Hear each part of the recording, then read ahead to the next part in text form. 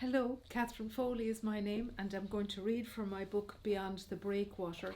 And today's chapter is 36, Tribal Dance. Passers-by in Cork City grew used to hearing our screams and raised voices, our loud music and our banging doors. We lived in a house on Heartlands Avenue, which was not far from the UCC campus. No neighbours panicked when black smoke issued from our windows after we'd set the chimney on fire. They knew we were students. Steam used to hit the cold surfaces in the kitchen and run in rivulets of condensation down the walls and window panes, giving our little rented house the feel of a hammam.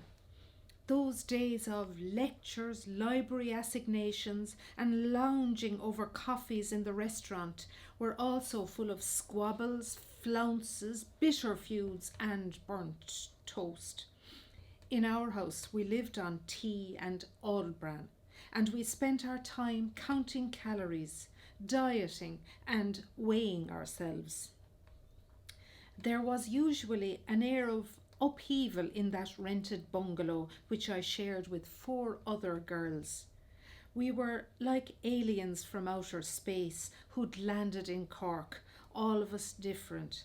I was from a Gaeltacht, the others came from such far-flung planets as Tralee in County Kerry, Kenturk in County Cork, Borr in County Offaly, and of course Waterford City.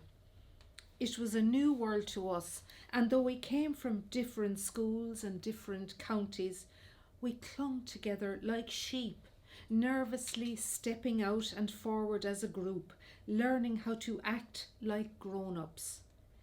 We'd become friends in our first year at university when we'd stayed in Larratrate Hostel, where we each had our own room and regular meals.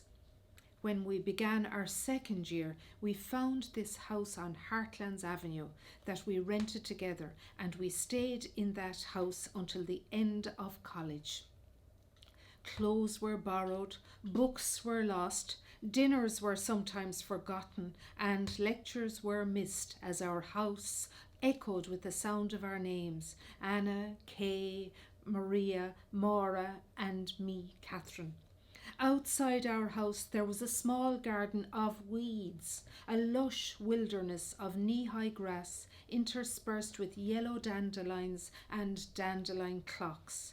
A lone monkey puzzle tree stood stark and pointless in its midst.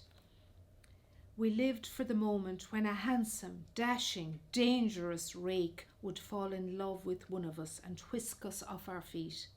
We spent our days talking about the elusive young men we had spotted crossing the university's quadrangle. We were only interested in the unavailable ones, of course, and they provided a topic of endless conversation for us. We gave them nicknames so we could discuss them at length without fear of discovery. The ruler was duly christened after an encounter with one of our number when he'd reached across a library desk and asked for the loan of a ruler. We came to know another student as the Cow after we spotted him drinking a full pint of milk in one go outside the college restaurant. Brown Jumper was Brown Jumper because he seemed to have only the one and wore it constantly. The boy who was Casper was so because he was quiet, elusive, and a lot like the fictional cartoon character Casper the Friendly Ghost. And it was the eagle's strong profile that earned him his name. Each of these individuals was particularly important to us, and each sighting had to be analysed by all of us. Did the ruler say anything when you passed him? What exactly did he say? What was the Cow wearing? What was he carrying? Would you say the eagle was going home for the weekend? We tried to keep a check on their whereabouts by keeping their comings and goings under constant observation.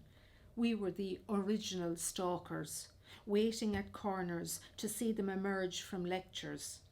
We took up seats behind them in the reading rooms where they studied so that we could maintain round-the-clock surveillance. In case subterfuge was called for, we'd always have books open in front of us, and so we gave the impression we were studying. To survey all approaches to the quadrangle outside, we'd pay regular visits to the on-campus ladies' toilets. Of course, we had plenty of male friends, but these were not the ones who set our pulses racing. These were the ones we treated dismissively and derisively, and who still came back for more. They came to visit us late in Hartlands Avenue, hoping to cadge a cup of tea. They brought us flowers, they treated us to coffee in the restaurant, and they quoted lines from Bob Dylan. But these were not the stuff of exquisite ecstasy. We were looking for the grand romance and that most elusive of impossible emotions, love. Then, one night, a group of friends, young men, including some on whom our attention was focused, descended on us in our bungalow.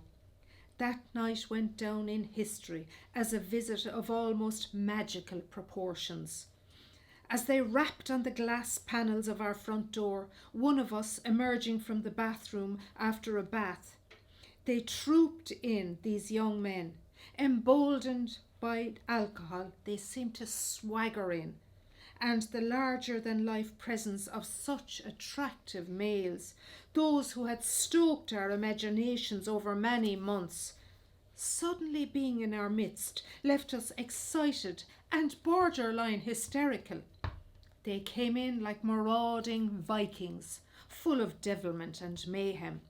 They responded to our panicked shrieks with great gusto when we ran from them, running as if we were about to be ravished. It was tremendous fun.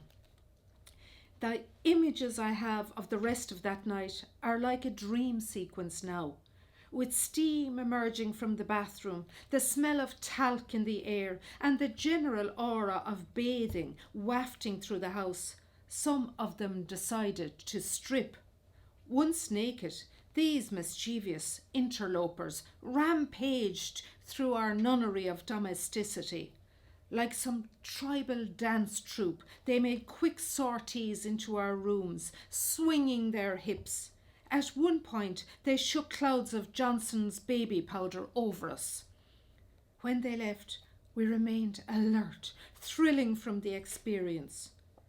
There had been no physical contact, but the veil of illusion had been torn aside. Ever after that adult romp, us girls felt we'd grown up. We'd lived through an experience that no child would understand. We were no longer innocents. We'd seen male nakedness. We'd experienced a night of wild exuberance, abandon and hilarity. When they left, we were exhausted but thrilled. After that, the chase for each of us to know one of these male students intimately, it was on in earnest. So until tomorrow, thank you, goodbye.